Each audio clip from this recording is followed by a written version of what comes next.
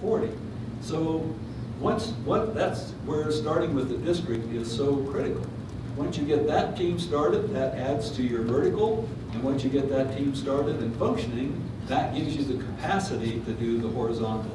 And that's how, once you get this going, you get that going, you can actually do this in 5 years. So with that, when you're mentioning that you have some districts that you work with, or schools within districts that are doing common principles of effective practices, PBIS, and there are fidelity measures already developed, are those accessible for outside individuals to look at so that we can learn from their experiences without having to build some of our own pieces? Our goal is to have everything absolutely accessible, but this depends. We are working with states, and states are saying, I mean, they're the ones doing the real work of all of this. So at the point where they feel comfortable with sharing their stuff, and so much of it right now is still, especially around fidelity, where fidelity measures have not been created in advance, and so, which is true of like 99% of all interventions. Then you have to create them. But to create them means that you, again, get started, get better. So what are the first of the 25 things that we think are essential to the common principles of effective practice? What are the, I don't know, 5 things that are most accessible to us that tomorrow we can go look to see if those 5 things are there? 3 are, 2 aren't, okay. But, and our observation system stinks. We went there, we just disrupted the classroom, the school. We don't ever want to do that again. People talk about, well, we took that, watered it up. I mean, they have this visual, you know, when they do this, it means they are in the middle of these plan, do, study, act, you know, fast, rapid cycle improvement cycle. So, where are they in that process exactly right now? Karen Blasey is the main contact that we have with the Minnesota group, which is where the CPET work is going on. In Oregon, we have a good deal of PBIS and a good deal of literacy. PBIS has set scores and all of that, so that part is easy enough. But the literacy part, there's literacy, I didn't realize there were so many approaches to literacy. And so we're trying to, and I didn't know there were reading wars. Oh, yes. Oh my God. Now I know. I used to have hair. But anyway, these things are in process, and so at the point where one of our criteria that we talked about this morning for a good fidelity assessment needs to be highly predictive of outcomes for students. And very few fidelity assessments meet that standard. And we're really looking at a correlation, and we just do this to stir up all of our research colleagues, of 0.7 or better. You need to explain half of the variance that you're going to find next year and 2 years from now, or we're not so interested in your fidelity assessment because it must be fidelity for your entertainment because it's not fidelity to help us with implementation. Now you know why I'm beloved.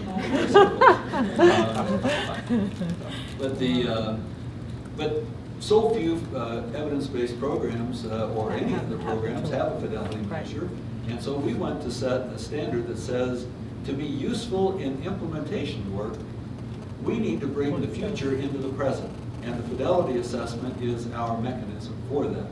So that if in fact it's highly related to future outcomes, and we have low fidelity today, we can do something about low fidelity today, but we don't want to invest all this time and energy if it doesn't mean anything for long-term outcomes. So that's why we want this to be highly correlated.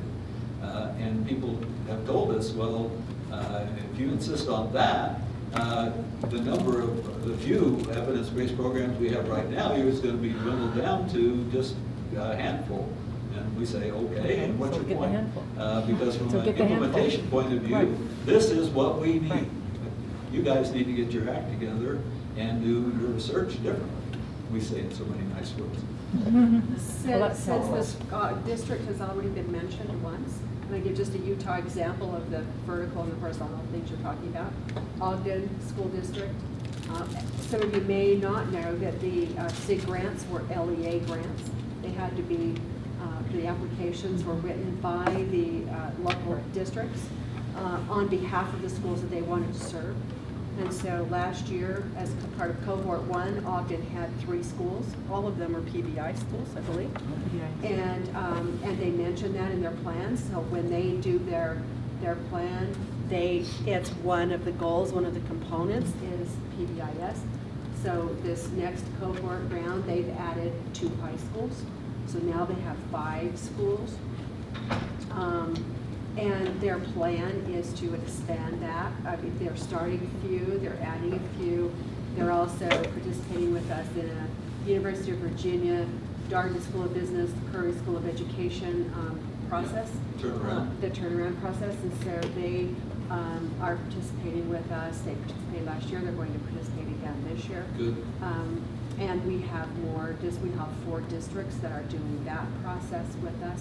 But it very much starts at the district level, and then they interview, they look for the right leaders, and then they're adding the schools and following along the implementation. So I just wanted you to know that Ogden was one area, one of our districts that has begun, and their plan is to make this process the way Ogden does business, not just with 1 or 2 schools, but as a district. Well, just as so you you said know. earlier, where's the perfect school? Where's the perfect district? Everybody is in need of improvement. And that's where getting these processes into place, making sure that what we intend to do today, we are doing fully, effectively, we're doing it with fidelity, we're doing it with good outcomes. But getting that process started, building in this capacity, then we can do more and more and different and different. What is fascinating to us is we look at highly effective districts, and we talk to our colleagues as we go around to various states and say, well, as long as I'm here in Ohio, you guys have been at this for 12 years, Telfer and her whole group, and so what's the best district we can go look at? And they say, well, go to whatever, and they drive us over there, and so we sit down and talk with people just to see what is going on. But interestingly enough, these are the districts that have the fewest initiatives. They don't have much of that. They have a pretty thin administrative layer. They don't have a team for this, that, and the other thing. They are so clear about the goals. This is about reading, writing, arithmetic, social studies, math. I mean, they've got this, their goals so clear. They also now, because they've been at this a while, they're in this full implementation stuff that we were talking about earlier today. But they are very much in the process where anything new that comes along, they incorporate in what they are already doing. So when big emphasis in that state turned out to be from the legislature on the graduation rates, they said absolutely. And here's what we're already doing, and you know, given the fact that this is graduation rate, we're going to take this part of what we're doing, we're going to do a little bit more of that, and we're going to have tune up our measures on this. They didn't start some whole new initiative. They didn't have a whole new staff about it. They incorporated it into what they were doing and doing effectively. This did not upset any of their apple carts. It did not add to the complexity of their district. And they are, 2 years later, one of the leaders in having more kids graduate. Now that was pretty interesting. So so once you have this system going, you can feed things into it. It doesn't have to be disruptive. You're not trying to pull a wool over anybody's eyes and say, well, we'll just talk about it and not do it. They do it, but they have a method now. They have their capacity for getting these things done. But when you go to talk to them about initiatives, it's almost like you get a quizzical look back, like, we don't do initiatives. We do high-quality instruction with fantastic outcomes. And what they talk about then as their problems is not school graduation rates or any of those things. They talk about, you know, here in our 6th year of doing this, we've noticed that there's been a shift in the racial disparities. As our system has gotten better and higher fidelity, we are leaving more minority kids behind. Now, that is counterintuitive. But what happens is, everybody is benefiting, but they're benefiting like this. So everybody's going up, but they're going up differentially. And so what they have created is a greater racial disparities gap that now that they did not have before. Well, now, but they take data on everything, including that. But they are dealing with these more sensitive and central kind of issues for their district, and they're not so much worried about, school graduation rates. That was easy. This is tough.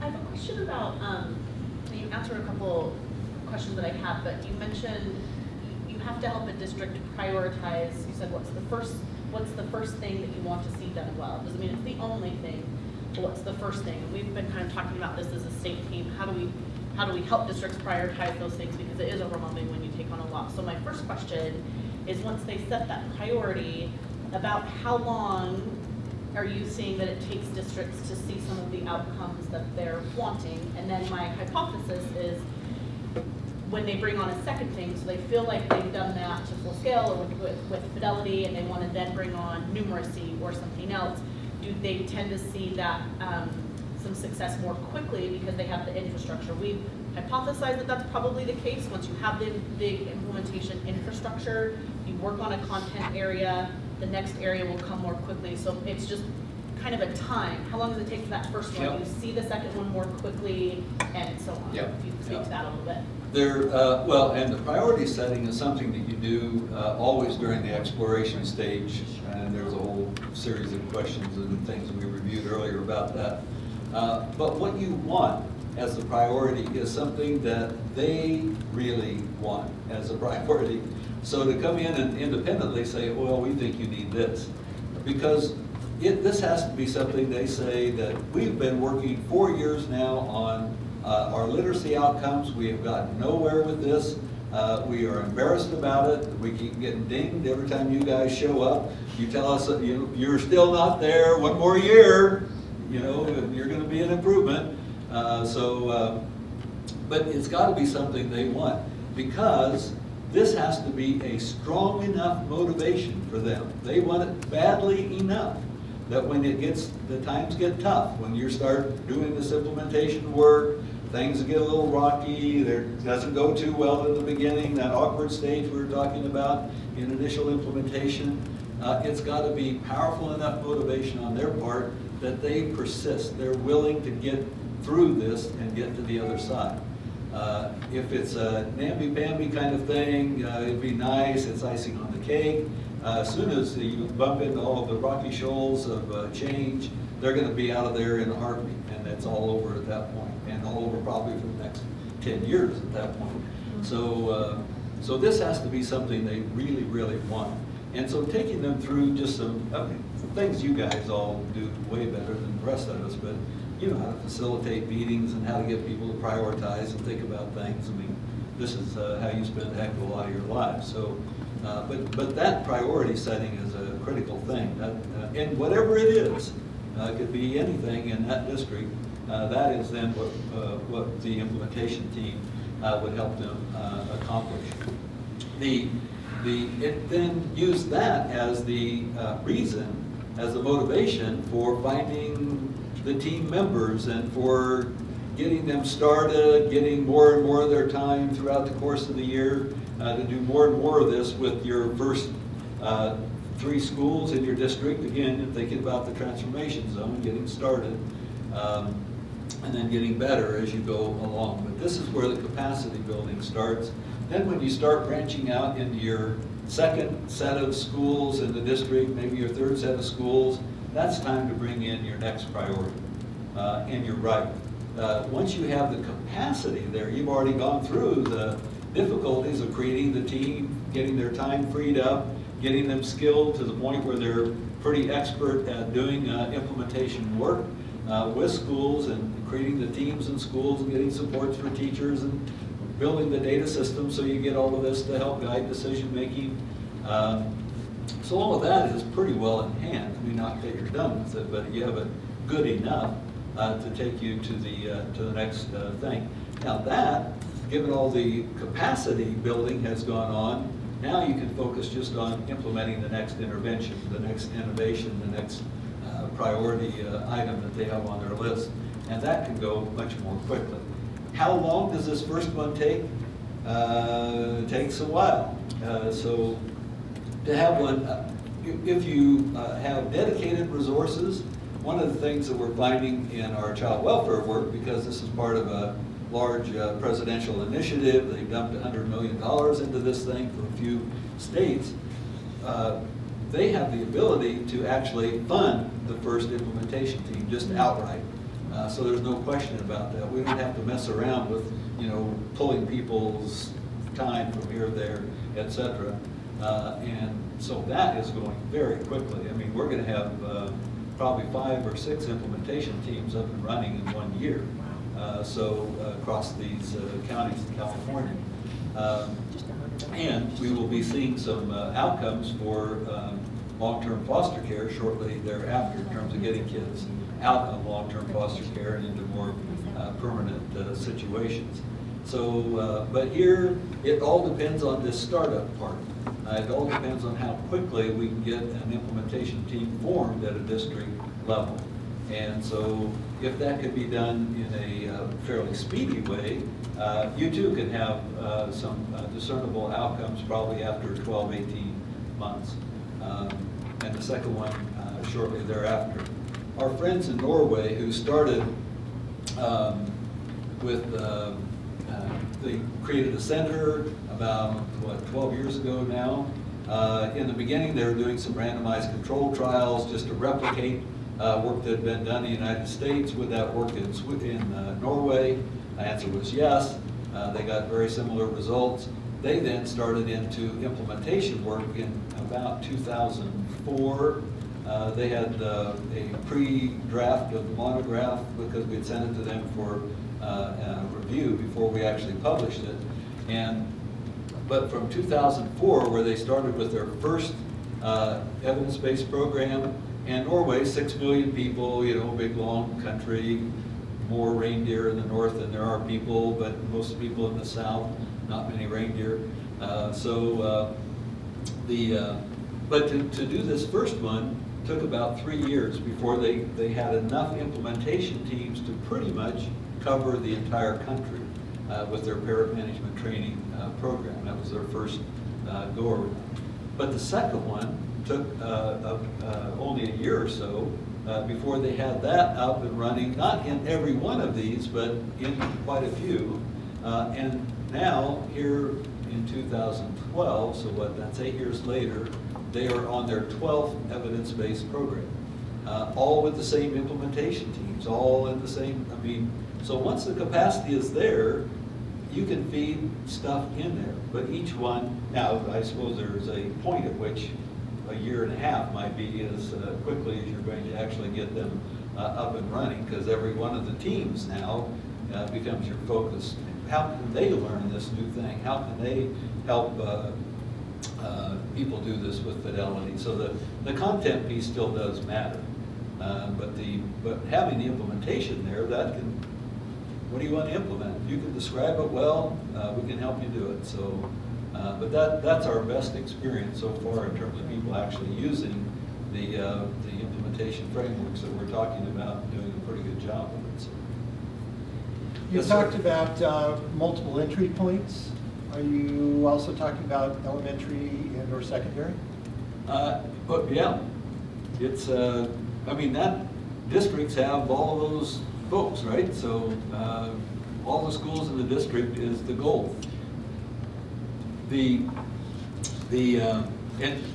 what we don't know from an implementation point of view is much about high schools right now.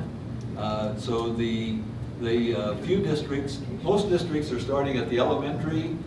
Some have gone the other way to go from elementary to the early childhood stuff, because unlike here where you have no funding, they have some funding and some just got more funding, and so they're taking their implementation capacity that way. Almost everybody has middle schools involved, and a few have high schools involved.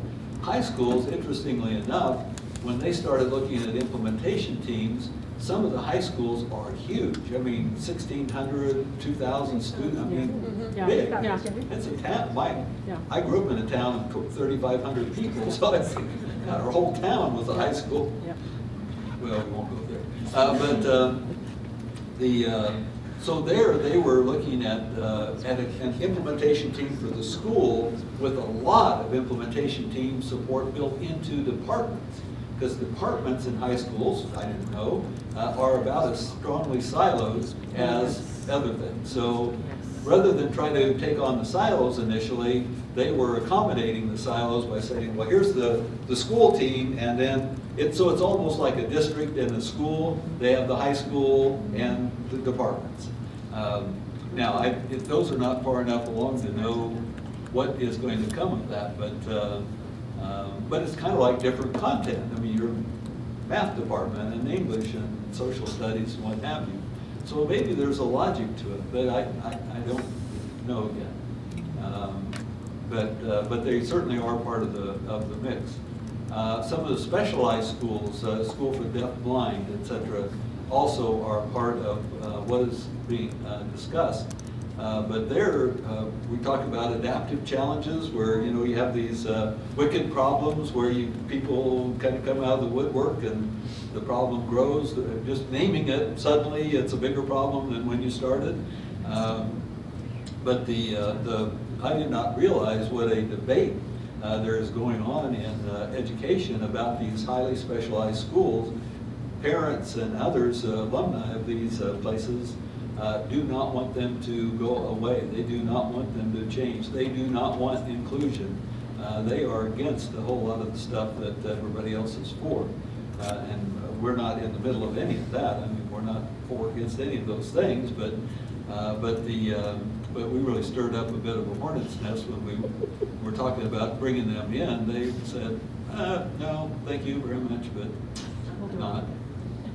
So that's the state's going to have to decide what is all going to happen. The state will work that out, and they can let us know. There's plenty of work to be done in the meantime, but we're just trying to be as inclusive as possible. And who knew? It's kind of like the reading wars. I'd never heard of that before in my life. So.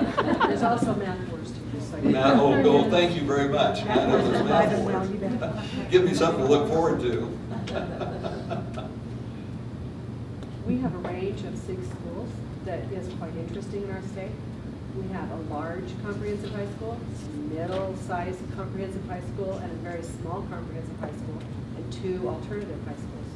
We have 1 K-8 school, we have 2 middle schools, and the rest are elementary.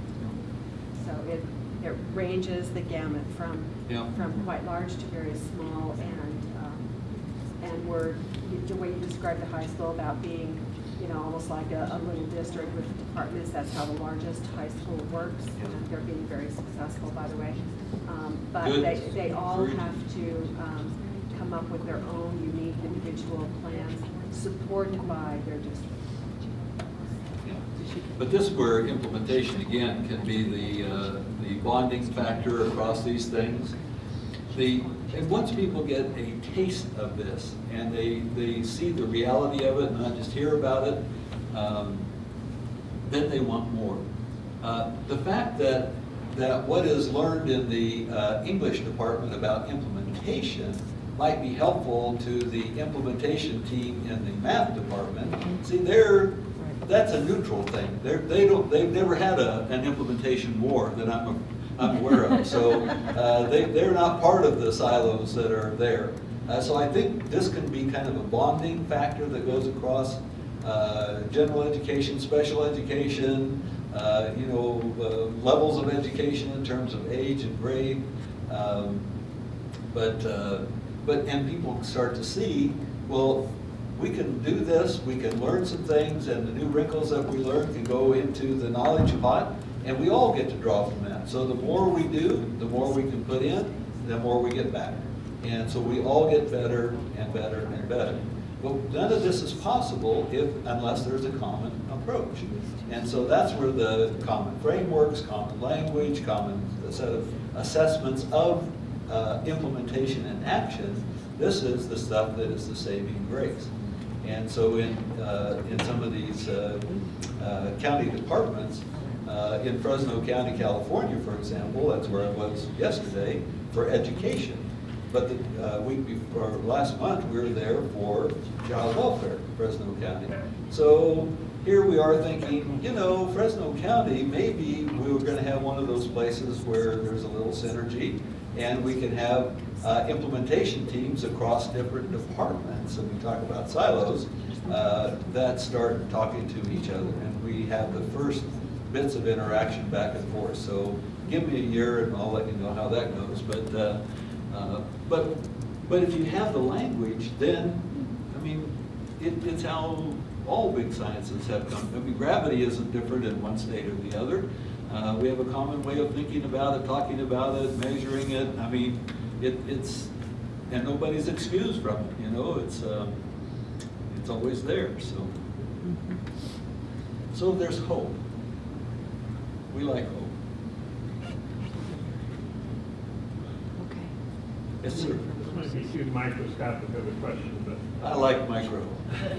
people like Rob Horner and George and company have talked a lot about, when you're working, say, with an individual school, that getting the tier 1 stuff in place will facilitate the implementation of tier 2, tier 3, et cetera, as opposed to sometimes when we go to school, they may say, you know, we need tier 3 because we got all these really difficult kids. Has your experience or your data or whatever provided any, I'm unaware of any data that sort of has allowed us to sort of state confidently that doing tier 1 first will facilitate tier 2, et cetera, et cetera. There's a certain logic behind what they're talking about, and certainly in the public health domain, I mean, prevention, which is tier 1, no disease has ever been treated out of existence. So if you take the tier 3, you know, people already have malaria, you can treat malaria, you're not going to prevent the next malaria case. You're still going to have malaria. So polio is pretty much gone now, thanks to primary prevention. So there's a logic to that public health model, and that's pretty much what they are describing. What PBIS has suffered from, I mean, I am a huge proponent of PBIS. What they have done, I count as nothing short of a miracle. They have as many thousands of schools as they have over the last 15, 20 years. I mean, I don't know of another thing really in the whole world that has come close to what they have been able to pull off.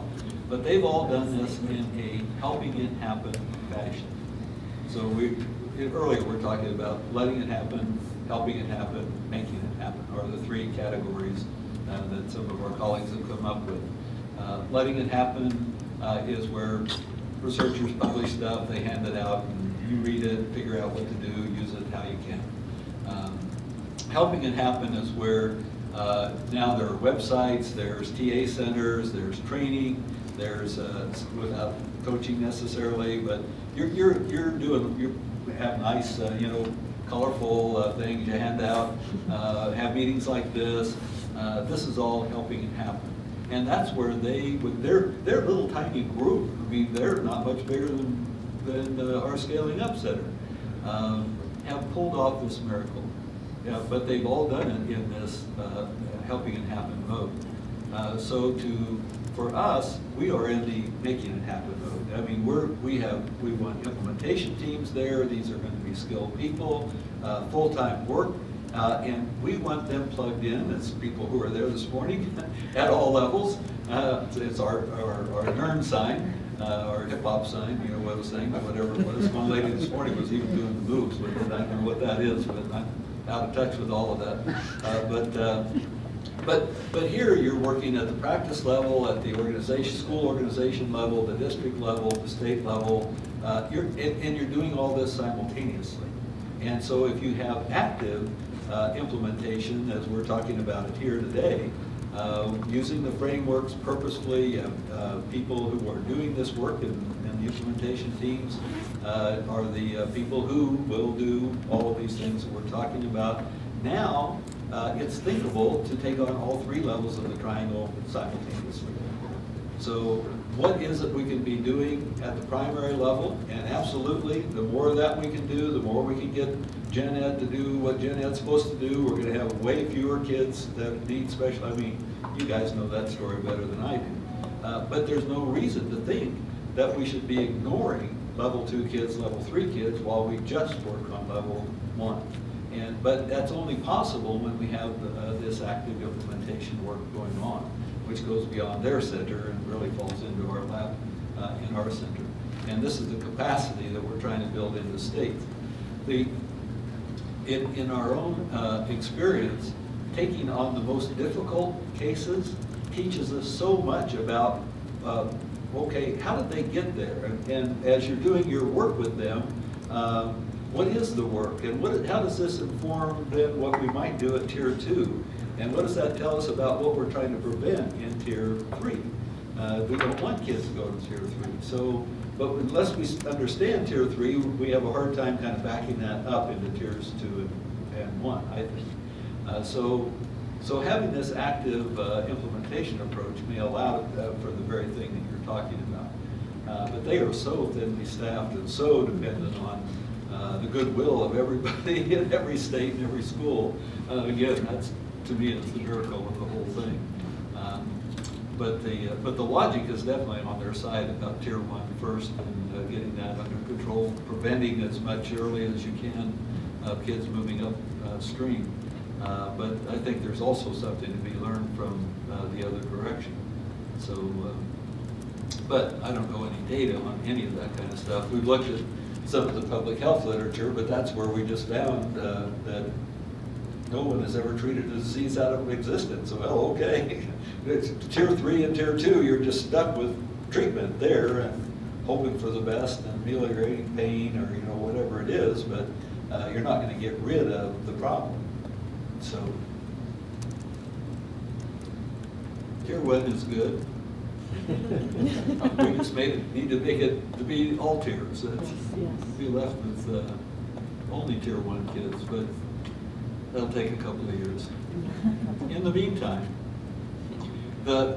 what's fascinating to me, and this is where my hope is for doing cross department work in counties, those Tier 3 kids are everybody's kids. Yes, sir. They're juvenile justice kids, and Yeah. child welfare kids, and education kids, and community, action. Club. Yeah, so there, I think the stuff that Lucille Eber's talking about with the wraparound, involving all of those departments, all of those things, but this may be the place where we can start bringing human services together. I mean, that's a pretty exciting prospect all by itself. But given the fact we're trying to solve education problems, it may take us a while before we get to solving all the problems in human services. Other questions that you had, Heidi? Oh, I went through my list of questions. What about, Heidi, what about the question that we had the other day about, Easy now. sorry. Slightly- More efficient with your resources? Is that? No, the one in terms, hold on. I have to go from Lots of today's resources, notes you have to to be very yesterday's efficient, notes. right? But let's take, while you guys are looking, a surprise finding out of all of the evidence-based work that's going on. From the time that we finished the monograph, late 2004, early 2005, until now, the literature has doubled. I mean, this summarized 30 years, and in the last 6 years, we have twice as much. Oh my gosh. Yeah, it's fantastic. I mean, absolutely stunning. The number of people who are doing really good work, better and better implementation, best practices in place in more places around the globe, fantastic. And we talked about this a little bit this morning, is that a surprise finding out of this is that as you do things more effectively, you also do them more frugally.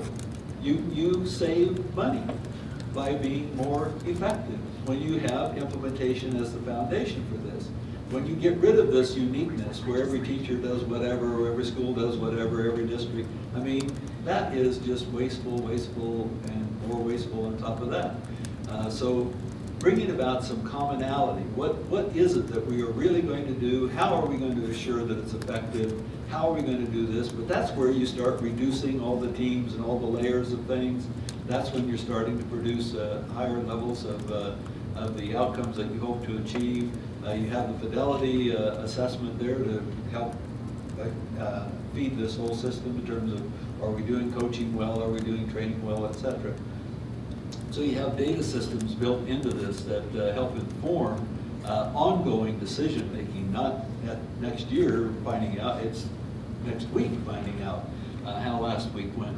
And so with all of those things in there, it ends up being less expensive to run a more effective district. And that is perverse. I mean, here you are getting a implementation team that costs more. It's in addition to, or instead of, I guess, some of these things. But by having that, you don't need a lot of this stuff.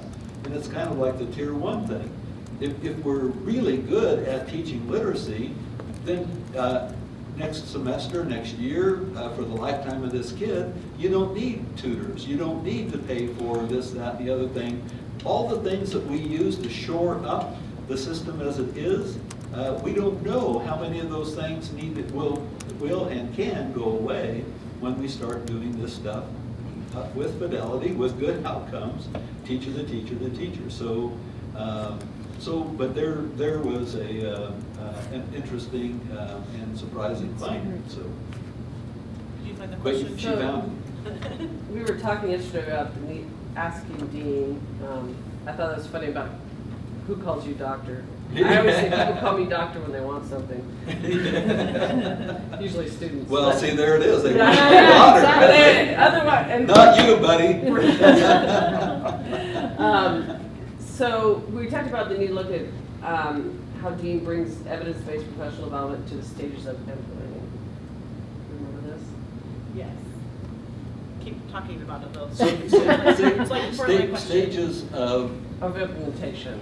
so the drivers and stages Professional together? Yes. Yeah, so How do you you- deliver evidence-based professional development through those different stages of implementation? Wasn't that Right, one? and because, I don't know if you've seen Exploring. the new indicators for the SPDIG, one of them being. I don't look at any of their indicators, so I Yeah, have to see them. unfortunately, we have to. No, I We it get is to. providing evidence-based professional development, and the big question is how to measure that and deliver it and measure it. Oh, providing evidence-based Yes. professional development. Yes. So they So the definitely pieces have you talk about. Things like they're not interested in funding activities that are, you talked about this morning, sort of those one-time set and get kinds of things, that states really need to be more planful in how they deliver professional development to their districts, to their audience, in a way that will actually get down to So- change happening. For example, Coaching. exploration Yeah. stage. I mean, what is evidence-based to get people to explore, you know, what would you deliver that would be? This is in the RFP. Yeah, Yes. it will be, yes. Yes, we've been I'm talking. doing a little happy dance right up here. Yes, it is. And I'm sorry it's being visited on you guys, but. I don't think they know what they're doing either, so. Well, They say that. But they quote you all the time. Well, we harangue them about this stuff all the time too, so. They're listening. What- They're listening. It's Why good. pay for things if you don't know it's producing anything Exactly, worthwhile? exactly. And we it's, agree. And don't pay us either for things unless we can produce. I mean, we include ourselves right in there, so that's one reason we're busy producing this much data in our year 5 of our 5-year grant, in hopes that the next 5 years might be around the corner. But I think the things that we were talking about earlier today. So there are those things that, and I think this is where the question, the way you framed the question, I like it. That for the stages of implementation, then what are the valued activities? Right, right. And but then how do you know that you have accomplished your purpose? Right. So that's the kicker part of this. So the valued activities, that little hexagon kind of looking figure. Yeah. There, and OSEP and U.S. Department of Education folks have seen that many, many times. So that would be a very familiar figure for them. But it does a pretty good job of kind of outlining many of the things that you want to explore during the exploration stage. So to use that as a frame for, here's a picture of it, and here then are the things that we, from a SPDIG or a professional development point of view, here are the activities that we're going to engage in. Now, how will you assess your effectiveness? That's the question. So but here you're not looking for skill development. You're not looking for the things on the triangle. You're looking for understanding about implementation. That's one of the things on the hexagon. But there, maybe a simple little pre-post test of knowledge would be a sufficient thing. And again, these things don't have to be elaborate, and actually it's better if they were not elaborate. 10 questions on one page with a little room for comments, 7-point rating scale, much better. How satisfied are you that you understand this? How satisfied are you that you, so those kinds of things, at least back in the 1930s and 40s, when they were doing a lot of work on scale development, 7-point scales were better than 5, better than 10. People weren't trying to mark in between. And having, how satisfied are you with, because it's their opinion about whatever the communication that you had, or the respectfulness with which things were done. But I'm not suggesting those questions asked, by the way. You wanted to have something to do with that hexagon. But there would be a, I don't know what I just did. Oh, there. I leaned over. I'll sit up straight like you guys want me to. But there would be an approach to actually doing the work, a rationale for doing the work, and a bit of data then about was the work done with the goal in mind, and was that goal accomplished. You could do the same thing with the installation stage, because there you're looking at collecting resources. And so that's going to be tailored a little bit more to the particular thing that somebody wants to do. But some things are more common. So staffing, for example, is something that everybody's going to have to look at. Development of an implementation team if they don't already have one, which the answer is no, they don't. So to build that in. So who's going to do the training? Who's going to do the coaching? And there are some of the things that I talked about in the installation stage piece of the presentation this morning would be some of the tools that you could use or teach people to use in your case. And you could actually have a little behavior rehearsal to see if they are able to do snippets of that as your evaluation. So it's possible to lay those out in such a way that now when you say it's evidence-based, see, we have more evidence that these things don't work than we have evidence that here are the things that do work. So I don't know, maybe our friends at the University of Utah will be able to help out with some of this. But tell you, for the exploration stage, there are just mountains of data about that, because everybody for a long, long time has looked at, all of Everett Rogers stuff is there. You just go down the list. But it stops there. It doesn't really get into the next pieces and parts. So chances are you find some evidence on that side to support but I think the logic model that you would have around each of those would be pretty clear. And then tying that to an immediate outcome, something that you can assess with those people who are the recipients of that would be a real possibility. And there is a lot of evidence about things like coaching. Right. Yes, there is. Yep. Between. Is yours related to coaching. that? Go ahead. Mine's a different topic. No, go ahead. Right. Gray area. Yeah. Yes, ma'am? Could you give us an example of some policy that at the state or even at the district level that would be to maintain and the sustainability of the implementation? What's an example of policy for us? The policies that we are really looking for, one is a policy to support the funding of implementation teams. Okay. And we want this at the federal level, we want this at the state level. And part of this is possible to come to us by way of the waiver system. Because there is one paragraph, and I have no idea how long this waiver statement is, but there's one paragraph they sent to us that said that you can spend the money to develop implementation capacity. You can spend some of the money to develop, and I don't know how much some is and where that fits in the grand scheme of things. I have no idea. But, What money are you talking about?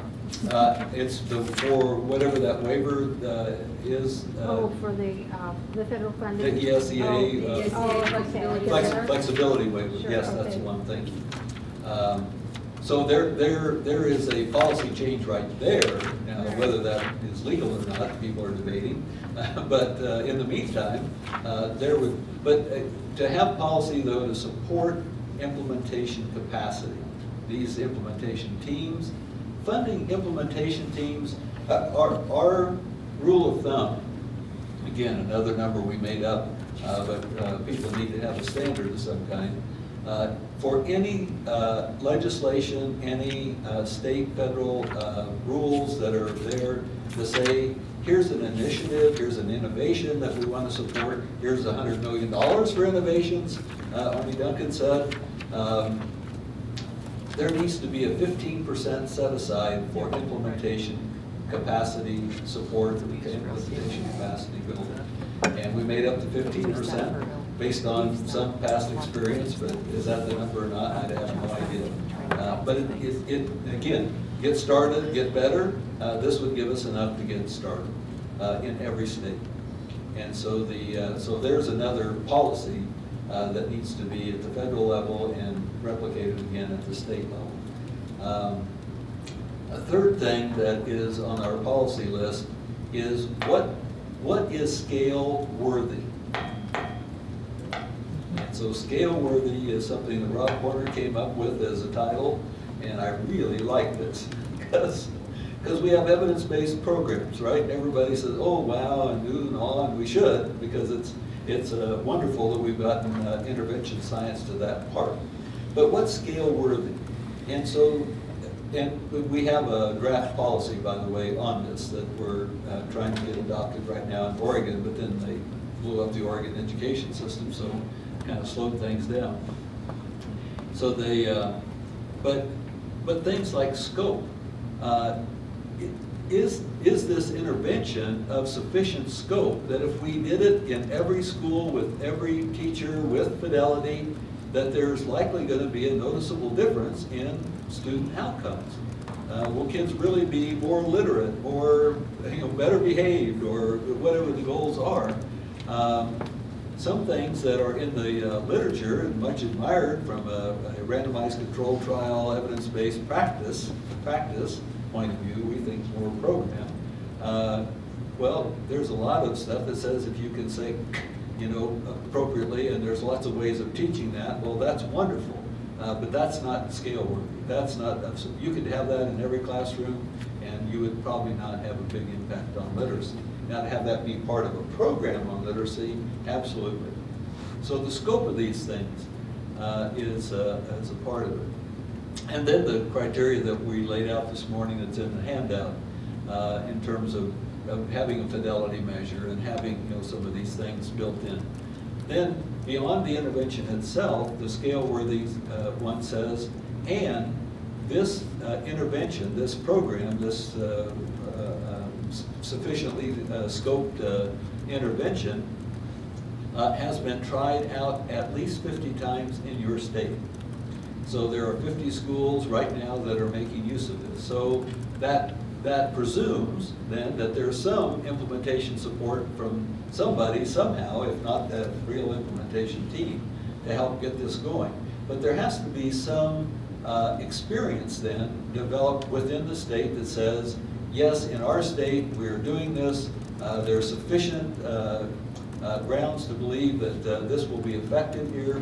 And most importantly, here's what we've learned about how to implement this.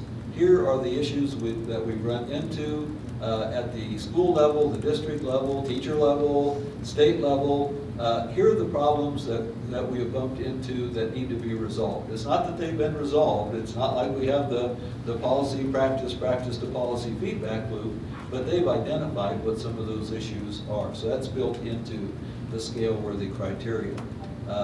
Again, many of our colleagues look at that and say, well, geez, where do you see, some people talk about scaling up is when you have 25 schools.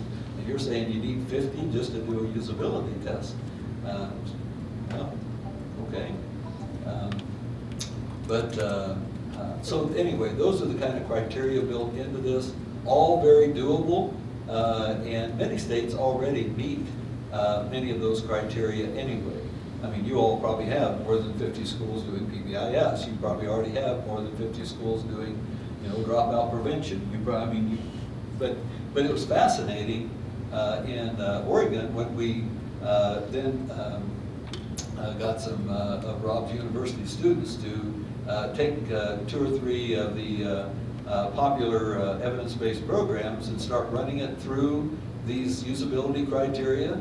Not much came out on the programs that would meet all of those criteria. Many would have an evidence base.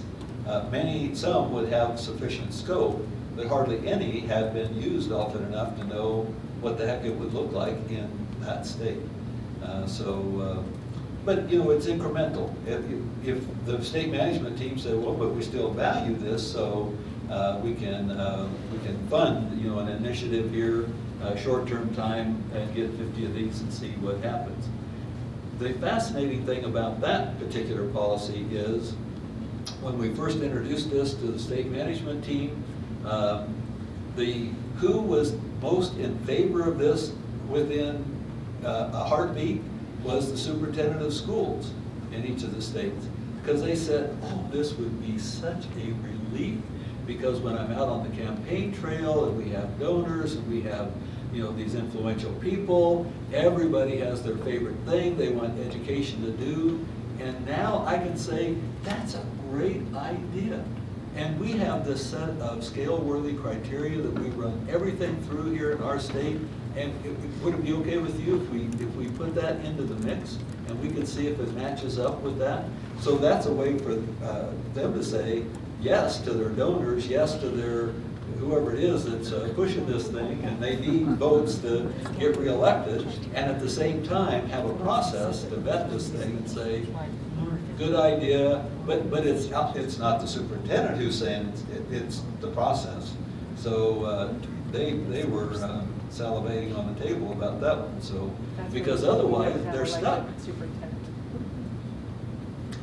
And that's why we get so many of these little pieces and parts of things in education that get in our way and don't help students. I mean, because it's payoffs to somebody or the other over something or another. And I mean, I understand politics are politics, but it's when it starts interfering with the outcomes for children that's where we need to find other ways. So scale-worthy thing is the third thing on our list for policy.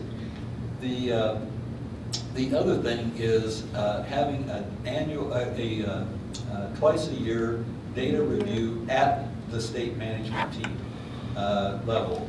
And so twice a year, instead of the 1 hour per meeting every month that we have on a routine basis, we would get them for like 2 hours.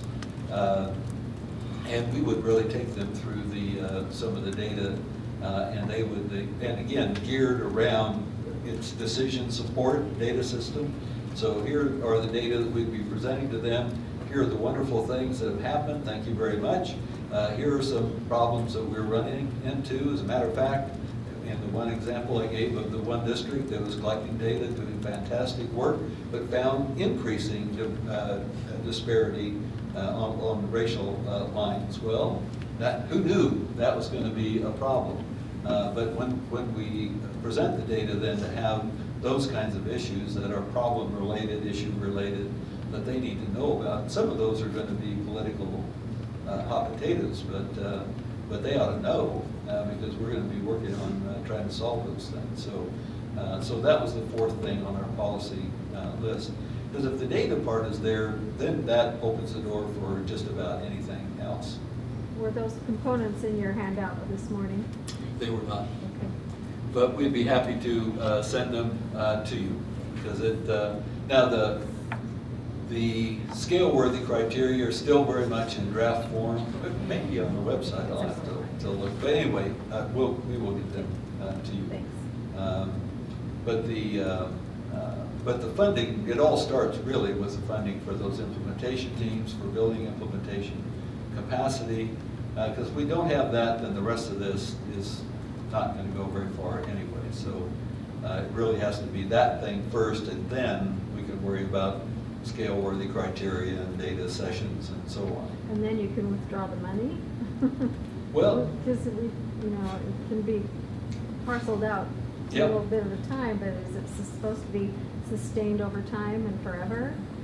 well, It really the is. implementation teams are there forever. I mean, The teams are. I've worn glasses since I was in grade 3, you know. And, So you're saying yes yeah. to the money needs to be there too? yeah. For the Well, teams, just the nice for thing the about the teams. implementation teams, though, the initial investment, once that is made, and if this frugal thing, if we get through this and we start saving money, then the saved money could go back to fund the next implementation team. So for our horizontal scaling that we talked about, how many more teams might you need in a district or among districts? Some of that could come out of the savings. And so in the World Bank, they were initially going around drilling water wells for people in Africa. Then they taught people how to drill water wells, and then they provided modest kinds of support. And pretty soon they found that they had created what they called a virtuous circle. Not vicious, but a virtuous circle. And it's one that fed itself. So once initiated, then the people that learned how to drill the wells, they started teaching other people how to drill the wells, and then the World Bank could get out of the business of well drilling altogether. You know, feed a man a fish, you get him for a day. I mean, it's all these things that we know from many sources, but there it was. But they called these things virtuous circles. So we don't have enough evidence yet. We don't have enough experience yet. But there's a hope that maybe the funding for this does not have to be forever. Just the implementation teams have to be forever. Thank you. The problems never stop. So this communication loop back from the practice level to the management level that has to become a way of work for people at the top, and whether that's at the district level or at the state level. And we're trying to get the feds to buy into at least a quarterly meeting where we can come with our colleagues to report to them. We haven't got there yet, but we're hoping after the election we can get this done. But to have them buy into that as well, so that they too can be hearing about what is happening at state and district levels across multiple states, because there are many of us now who are working, and certainly PBIS is across, 48 states or however many there are now. We'll have a few more in the next go-around for the scaling up part of things, but other of our colleagues are working across states, so we could go there and make a joint presentation to them about here are the things that are working well, and here are some of your policies that are getting in the way. Our very first attempt at that was around some of the Title I funding, and we said, here's what the state said is getting in the way. We took it to them and they said, this is not what the federal government said was the problem. This is not the rule that we have stated. Your state is interpreting this in a way that is incredibly conservative. We said, well, can you write a letter to that effect? We said, well, yeah, I mean, it's federal law, and this is what we've said to everybody. But we took this back to the state, and the state says, we don't care what the Fed said. This is how we're going to do it. So we're still tussling with that one. So some of the things that on the face of it look like somebody else's problem, well, it came back here. Okay. I was so disappointed. So the fun never stops. Well, hey, we're about taking up our time here. But Utah, I mean, you guys have done so many things so well, and it's just it's much to be admired. Your interest in all of this, having this conversation on a regular basis internally. I just feel privileged to be invited to kind of participate and see what it is you're up to and how you're going about it. So it's a pretty cool thing. But to find ways, I mean, I keep thinking of the Rubik's Cube thing, not that I ever solved one ever, but trying to find a way to fit the current things and repurpose our current resources and redirect things more and more down these lines that we're talking about, so that we can really have these implementation teams be the catalyst that we need to bring about the kinds of change and the kind of results that we want to see for students. And if we can't get that 9-year-old line to move soon, I'm going to be really disappointed. So you all have to make me happy and get that line to move. But any other questions, comments, concerns? One specific, and this may be something that I can get later. This is the hexagon you're talking about, page 11. Yes, yes. Is it on the NERN site? I have his handout, so we can view it. We can blow it up. We can blow it up. We want to enlarge it. It's great. Anything you want, Okay. just drop me an email Well, yeah, and that's, say. I've been looking, thinking that's the one that you've Yeah. referenced. It's excellent. Becky did a beautiful So- PowerPoint presentation on the entire process and has Oh, great. That'd be a great. beautiful color. Yeah, I'm sorry you PowerPoint. guys missed the whole thing. So, Right. We need to The share reason more. I'm hesitant about the websites is we're in the process right now of revising. Okay. Well, revising again, the scaling up one, Okay. and revising for the first time in 5 years, the The NERN Okay, one. okay. So Well, I just- what is it's just exactly on excellent, there so- right now? I've got a lot of the implements and we've got a lot of the briefs and stuff, Okay, but good. this is not one I've seen. But you know, any so- of that that you want, just let me know, and I Thank will you. make sure to get it to you. But all of that, hopefully by the end of this calendar year, at least we're going to have both these websites fully up and operational with more of the materials on there. Especially, one of the things that, as you're doing your work in districts right now, one of the things is it's called the initial implementation stage assessment. Mhm. Usually has a 3 in front of it because these are stage-based assessments. And once we got to stage-based, that freed us up. We were stuck for 3 years trying to figure out how to assess this stuff, but once we said, well, let's do one for the implementation stage, let's do another one, or initial implementation, another one for installation, another one, then it all freed us up. But that one in particular is very useful for efforts that already are underway, and you want to see who's doing what here. Right. And what is very interesting about that, and Karen Blasey and Melissa Van Dyke just did this a couple of months ago with one of our funded early intervention programs in North Carolina. But what was interesting was who had accountability for selection, training, coaching, Right. and it was all over Over the place. the map. So integration, forget it. And then a whole bunch of people claimed their influence on the administrative side. And you think, well, okay, that's nice at that, but how would they ever coordinate about that? So it just raised all kinds of issues that were very, very practical. But that one is a good one to use for starters. It has a simpler scale, the in Yep, got place, it. not in place, et Just cetera. found it. It's excellent. Okay, good. Perfect, thank you. Does it say V8 at the end, version 8? December 2011. Still looking down there.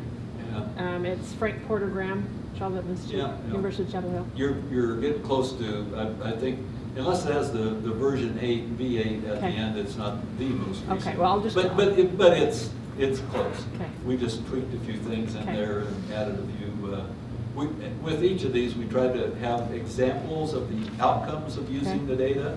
And that was one, I think, that maybe we changed some of the, because we're trying to get more examples, education, child welfare, mental health, what have you, into these things so people can see the generality.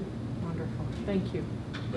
But for anybody, any question that you have about any of this or something that crops up, well, let Heidi know, let me know, and we will get it to you, because we give everything away, so. Thank you so much. Well, thank you very much.